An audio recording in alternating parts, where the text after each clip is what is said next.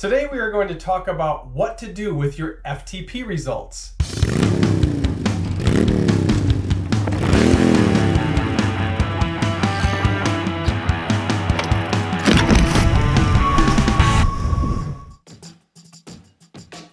If you have not already done so, go back and watch the previous video explaining why and how to do an FTP test along with the different options available. Then do your FTP test and come back and watch this video.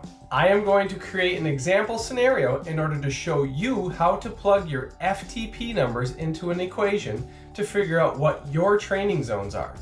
I will use the more commonly used training zones first and then finish by explaining the training zones I use. Remember, functional threshold power is really how many watts you can sustain over the course of an hour. You finished your test, and now we need to look at the data in order to figure out what your average power and heart rate numbers were during the test. If you import your data onto a platform such as Training Peaks, Strava, or something similar, you should be able to select the duration of the effort so you can see what your averages were. Once you have your averages for both power and heart rate, or just maybe one of these, regardless of what testing method you used, you're going to now be able to figure out your training zones. We're going to start with the most common zone classifications. The most common zone range that people use are zones 1 through 7, and here are the names of those zones. Zone 1 is active recovery, Zone 2 is endurance, Zone 3 is tempo, Zone 4 is lactate threshold, Zone 5 is VO2 max, Zone 6 is anaerobic capacity, and Zone 7 is neuromuscular power. The picture here shows us what numbers we need in order to use to figure out our ranges. Zone 1 uses a range below 55% of your FTP test average power and below 68% of your FTP test average heart rate. Zone 2 uses the power range of 55 to 75% and the heart rate range of 68 to 83%. Zone 3 uses the power range of 76 to 90% and the heart rate range of 84 to 94%. Zone 4 uses the power range of 90 to 105% and the heart rate range of 95 to 105%. Zone 5 uses the power range of 106 to 120%, and the heart rate range is greater than 106%. Zone 6 uses the power range of 121 to 150%, and the heart rate range is not available due to the lag in the heart rate. So if you only have heart rate to go by, you're going to do this interval as hard as you possibly can. Zone 7 uses the power range of 150% and above, and the heart rate range is not available again due to the lag of heart rate and the shortness of this interval.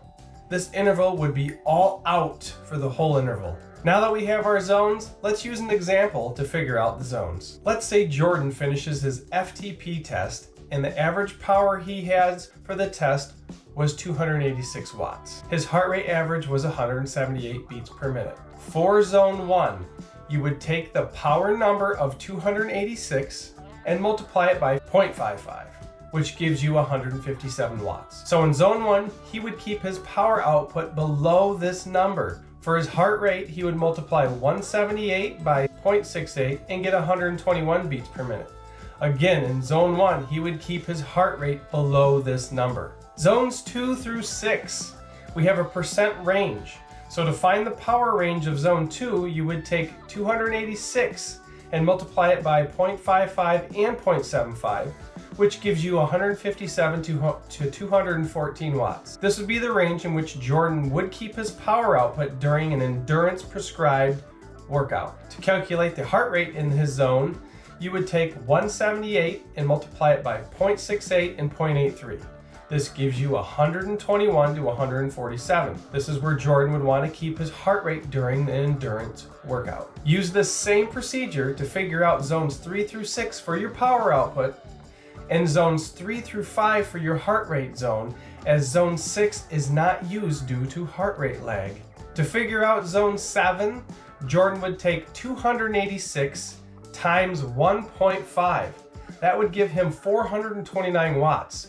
So for these intervals, Jordan would need to keep his power above that number. Now that you know how to perform an FTP test and calculate your zones, you are one step closer to getting those PRs. When I do my coaching, I break my zones down a little further and 2 more zones than what are more commonly used, and they are as follows. I use the active recovery zone, and it's the same zone as what's previously used. My base endurance zone is a little bigger in range. It gives athletes a little more of the lower end. The magic zone is close to what the endurance zone looks like in the other model. The tempo zone in my lineup looks similar to the model, but I don't go as high in the tempo zone. I save that for the next zone, which is the steady state interval zone, and that takes the top end of the tempo zone for more specific training. I also have limit intervals in my programs, and they are designed to improve your power at or around threshold. Above those, we have power intervals, and those are meant to improve your power at VO2 max. I also have absent intervals, which are improving your power without oxygen. And I have synapse intervals that are to improve the response at the neuromuscular junction so that you are more explosive. In the next How to Cycle Fast video, I will start to dig into some of the zones in detail and what they do for you. Racing is starting back up in some states. I will see about getting some new race videos up if I can get into race shape. Let me know in the comments below what you struggle with, what questions you may have, and I will see about putting a video together if there's enough feedback. Feel free to share these videos with people who may benefit from them. Also, let me know in the comments below what your favorite zone is. Don't forget to share this workout with your friends so they can incorporate testing into their cycling life to get faster. I'll have a link in the description to coaching services, cool bike books to read, and a link to the GoPro I use. If you like bikes and going fast on your bike, help support the channel and grab some bike stickers. I put them on my vehicles. Stay tuned for the next How to Cycle Fast video, and don't miss it by subscribing and clicking the bell so you get notified when it comes out. Watch one of these How to Cycle Fast videos just by clicking on them.